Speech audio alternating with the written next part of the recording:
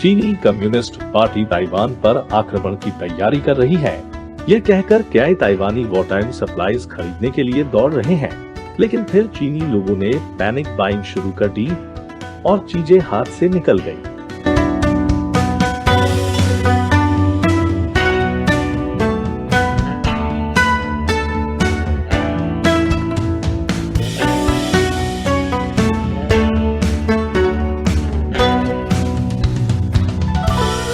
China uncensored में आपका स्वागत है।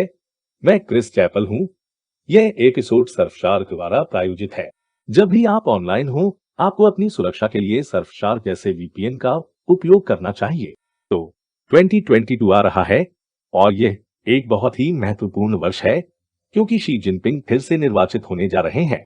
लेकिन सत्ता में बने रहने के लिए शी को चीन के सबसे बेहतरीन नेता के रूप में अपनी छवि बनाए रखने की जरूरत है, और इसमें लोगों को यह विश्वास दिलाना भी शामिल है कि वह ताइवान के साथ पुनर्गठन करने के अपने वादे पर खरे उतरेंगे, शांतिपूर्ण माध्यम से। अगर ऐसा करने के लिए भी उसे शांति की परिभाषा बदलनी होगी, तो इसमें हवा से आक्रमण करने के लिए शांति सैनिकों को भेजना शामिल होगा, और समुद्र से। यह ऐसा है जब आपको अपनी पीठ के उस एक हिस्से पर खुजली होती है जिस तक पहुंचना इतना कठिन होता है, और इसे खरोचने का एकमात्र तरीका ताइवान पर आक्रमण करना है। यह प्रचार कि ताइवान जल्द ही मुख्य भूमि के साथ एकीकृत हो जाएगा चीन में इतना व्यापक है कि कई चीनी लोग इसे एक दिए के रूप में लेते हैं, और यह ट्रेंडिंग आर्टिकल जैसी चीजों की ओर ले जाता है जिसे अब लेखक ने हटा दिया है। इसे पुनर्एकीकरण के बाद ताइवान प्रांत में एक घर कैसे खरीदे कहा जाता है। यह की बात करता है, जैसे कि यह सिर्फ एक तथ्य है कि चीन सफल होगा और अन्य विश्व शक्तियां ताइवान की रक्षा नहीं करेंगी। और फिर नया वायरल गाना है 2035 में ताइवान जाओ, उस हाई स्पीड रेल को 2035 के वर्ष में ताइवान ले जाएं। गाना लगभग बहुत वायरल था। कौन उन्हें बताएगा कि वे मूल रूप से 1959 से एक ही गीत बना रहे हैं। बीजिंग शहर ने एक गंभीर कॉल जारी की। सुनिए पूरे देश की जनता की स्टील शपथ, हमें चाहिए, हमें ताइवान को आजाद कराना चाहिए। हालांकि वे अब मुक्त शब्द का उपयोग नहीं करते हैं, क्योंकि एक सत्तावादी देश मुक्त करने वाला लोकतंत्र थोड़ा अजीब लगता है, लेकिन पुनर्मिलन ये बहुत बेहतर लगता है, इस असुविधाजनक तथ्य के बावजूद कि ताइवान कभी भी चीनी कम्युनिस्ट पार्टी के नियंत्रण में नहीं था। इसलिए चीनी में वे इसे एकीकरण कहते हैं। चीनी राज्य द्वारा संचालित मीडिया इस विचार को आगे बढ़ाता है कि निकट भविष्य में ताइवान पर अधिकार करना एक दिया हुआ है। कुछ हफ्ते पहले चीन के सोशल मीडिया प्लेटफॉर्म वेबो पर टॉप ट्रेंडिंग टॉपिक #ताइवान से बिगिन टू स्टोसीपोक चाइना न्यूज सर्विस नामक एक राज्य द्वारा संचालित मीडिया ने बताया कि आंकड़े दिखाते हैं कि 42.6% ताइवानियों ने जल्द भूमध्य के दोनों पक्षों के बीच युद्ध के बारे में चिंता व्यक्त की है। ताइवान में कुछ लोग युद्ध को लेकर भी चिंतित हैं और उन्होंने घबराहट में सामान खरीदना शुरू कर दिया है। यह एक प्रकार का मनोवैज्ञानिक युद्ध है। इससे अंदाजा लगाया जा सकता है कि ताइवान चीन की महानता से डरता है। टिप्पणियों में देशभक्त चीनी नेटिजन्स जश्न मनाने के लिए इंतजार नहीं कर सके। क्यों परेशान? आक्रमण खत्म हो जाएगा और एक रात के समय में किया जाएगा। उन्हें पहले हमारे लाल झंडे पर कढ़ाई करनी चाहिए। हमारे राष्ट्रगान को गाने का अभ्यास करें। पीएलए राष्ट्रवादियों को नुकसान नहीं पहुंचाएगा। अगर आप हमारे देश से प्यार करते हैं तो आपको डरने की कोई बात नहीं है। ओह, मुझे लगता है कि उनके पास डरने के लिए बहुत कुछ है। दुर्भाग्य से उन लोगों के लिए जो सटीकता की परवाह करते हैं। ताइवान में भीड़ भाड़ वाली दुकानों की तस्वीरों का ताइवान के लोगों द्वारा युद्ध के समय की आपूर्ति खरीदने से कोई लेना देना नहीं था।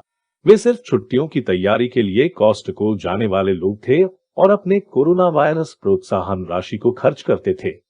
बेशक यह कॉस्टको था, लेकिन जब यह ट्रेंडिंग टॉपिक चीनी राष्ट्रवाद के लिए अहंकार का आघात था, तो इसका उल्टा असर हुआ ज्यादा समय, क्योंकि चीनी लोगों ने इसे देखा और वास्तव में घबराहट में खरीदारी करने लगे। मैं ब्रेक के बाद और समझाऊंगा। वापसी पर स्वागत है। 1 नवंबर को चीन के वाणिज्य मंत्रालय ने आने वाले मौसमों के लिए आपूर्ति सुनिश्चित करने और कीमतों को स्थिर करने के बारे में एक बयान जारी किया। बेशक वे कीमतों को स्थिर करना चाहते हैं, चीन बड़े पैमाने पर मुद्रास्फीति स्पाइक्स का सामना कर रहा है, जैसे मौसम और दुर्लभ संसाधनों के कारण पालक की कीमतों में 157% की वृद्धि। चीजों को और अधिक गुप्त बनाने के लिए बाद के दिनों में जियांगसू प्रांत के आपातकालीन प्रबंधन विभाग जैसे स्थानीय प्रशासन ने पारिवारिक आपातकालीन सामग्री भंडार की अनुशंसित सूची वितरित की। जैसा कि मैंने पहले कहा, चीनी मीडिया ने लोगों को आश्वस्त किया कि ताइवान का आक्रमण निकट है, लेकिन फिर उन्होंने 2 और 2 को एक साथ रखा। लोग सोचने लगे, अगर ताइवान में लोग युद्ध के समय की आपूर्ति पर स्टॉक कर रहे हैं, शायद मुझे भी करना चाहिए। और फिर मुख्य भूमि चीन में असली दहशत खरीदारी आई। चावल, आटा और तेल जैसे बुनियादी खाद्य पदार्थ खरीदने के लिए लोगों की भीड़ कंधे से कंधा मिलाकर धक्का मुक्की कर रही थी। वहां ये ब्लैक फ्राइडे पर वॉलमार्ट को एक शांत व्यवस्थित जुलूस की तरह बनाता है। लोग दाएं बाएं गिर रहे थे और हाँ, सुपरमार्केट में झगड़े छिड़ गए। दुकानदारों ने दुकानों की सफाई की। यहाँ मैं नानान सुपरमार्केट में हूँ। फुजियान में सब कुछ ले लिया गया है। मेरा पूरा स्टोर ले लिया गया है। क्या ये सब लोग खरीद रहे हैं? पूरे सुअर? मैंने पहले कभी ऐसा कुछ नहीं देखा। लेकिन अन्य रिपोर्टों की तुलना में एक पूरे सुअर को खरीदना संयम के रूप में देखा जा सकता है। कुछ लोगों के बारे में बताया गया था कि उन्होंने दुकान में एक बार में 600 किलोग्राम चावल खरीदा था। वहां के अमेरिकियों के लिए यह 1300 पाउंड से अधिक चावल है। एक व्यक्ति 1300 पाउंड चावल क्यों खरीदेगा? हाँ, कीमत बढ़ाने और फिर से बेचने के लिए ठीक उसी प्रकार की मूल्य मुद्रास्फीति पैदा करना जिससे चीनी राज्य मीडिया बचने की कोशिश कर रहा था। तो चीनी कम्युनिस्ट पार्टी उनके द्वारा पैदा की गई समस्या को हल करने के लिए क्या कर रही है? वे ये सब वापस लेने की कोशिश कर रहे हैं। हर बात को अफवाह और मनगढ़ंत खबर बता रहे हैं। अंत में उन्होंने अक्षरशः कहा, इस समय बहुत अधिक मत पढ़ो। देखिए, सीसीपी। हर बार जब आप कोई गलती करते हैं तो आप केवल कंट्रोल Z को हिट नहीं कर सकते। आप केवल उन लोगों को नियंत्रित कर सकते हैं जो असहमत हैं। और अब चीनी कम्युनिस्ट पार्टी लोगों पर उस प्रचार को सुनने का आरोप लगा रही है जिसे वे राज्य द्वारा संचालित मीडिया में धकेल रहे थे। यह एक अपमानजनक रिश्ते की तरह लगता है। लेकिन अच्छी खबर यह है कि एक और संकट है जो लोगों को यह भूल जाएगा कि उन्होंने ताइवान में सामान खरीदने में कितनी बुरी तरह से गड़बड़ी की है। चीन ने लगभग 3 महीनों में अपने सबसे अधिक नए कोविड-19 मामले दर्ज किए हैं। यदि आप किसी मौजूदा संकट को हल नहीं कर सकते हैं तो बस एक नया बनाएं। और इस एपिसोड को सर्फशार्क ने प्रायोजित किया है क्योंकि यदि आप ऐसी जगह पर हैं जहां सच्ची जानकारी तक पहुंचना कठिन है तो आपको सर्फशार्क जैसे VPN की आवश्यकता है। और जब आप ऑनलाइन जाते हैं तो सर्फशार्क आपकी रक्षा करता है, चाहे आप चीन जैसे सत्तावादी देश में हो या ताइवान जैसे स्वतंत्र देश में हो।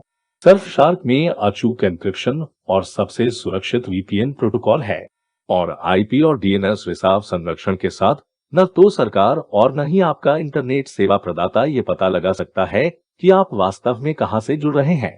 और सर्फशार्क आपके द्वारा ऑनलाइन किए जाने वाले कार्यों का लॉग नहीं रखता है। इसीलिए जब भी आप ऑनलाइन जाते हैं तो सर्फशार्क जैसे VPN का उपयोग करना खुद को बचाने का एक महत्वपूर्ण हिस्सा है। इसलिए सर्फशार्क का प्रयोग करें। और एक और बड़ी विशेषता यह है कि आप केवल एक सर्फशार्क खाते से जितने चाहें उतने उपकरण जोड़ सकते हैं। तो इसे अभी आजमाएं। सर्फशार्क के पास एक विशेष ब्लैक फ्राइडे डील है जिसमें 2 साल की योजना पर 83% छूट और 4 अतिरिक्त महीने मुफ्त शामिल है। सर्फशार्क कॉमन सेंसर पर जाएं और उनके सौदे को प्राप्त करने के लिए अनसेंसर कोड का उपयोग करें जिसमें 4 अतिरिक्त महीने मुफ्त में शामिल है। नीचे दिए गए विवरण में लिंक का प्रयोग करें। बार फिर मैं क्रिस चैपल हूं।